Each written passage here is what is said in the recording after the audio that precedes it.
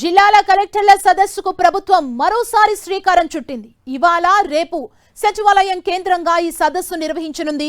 జిల్లాల అభివృద్ధి, పాలనా వ్యవహారాల్లో మెరుగైన నిర్వహణ అంశాలపై కీలక చర్చలు జరగనున్నాయి. పాలనా అభివృద్ధిలో ఉత్తమ పనితీరు చూపిన జిల్లాలకు రెవెన్యూ శాఖ ర్యాంకుల్ని ప్రకటించనుంది.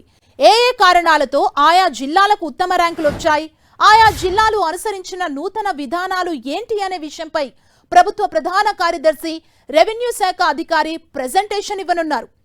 ప్రభుత్వం ఈ ఆఫీస్ విధానానికి ప్రాధాన్యత ఇస్తోంది. ఈ నేపథ్యంలో ఈ అంశంపై కలెక్టర్లతో చర్చించనున్నారు. దీంతో పాటు ప్రజా ఫిర్యాదులు, ఫైళ్ల పరిష్కారం అంశాలపై ప్రెజెంటేషన్ ఇవ్వనున్నారు.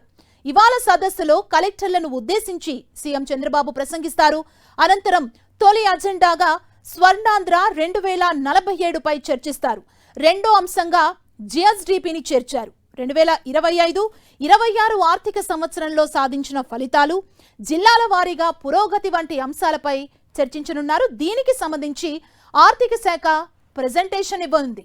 రేపు శాంతి భద్రతల అంశంపై కీలక చర్చ జరగనుంది. సదస్సులో తొలుత సంజీవని ప్రాజెక్టు వేసవి ప్రణాళికపై వైద్యారోగ్య శాఖ ప్రెజెంటేషన్ ఇవ్వనుంది. తర్వాత సూపర్ 6 పథకాల అమలుపై చర్చిస్తారు. జిల్లాల అభివృద్ధి, వాటికి ర్యాంకులపై సిఎస్ సాయి ప్రసాద్ వివరించనున్నారు.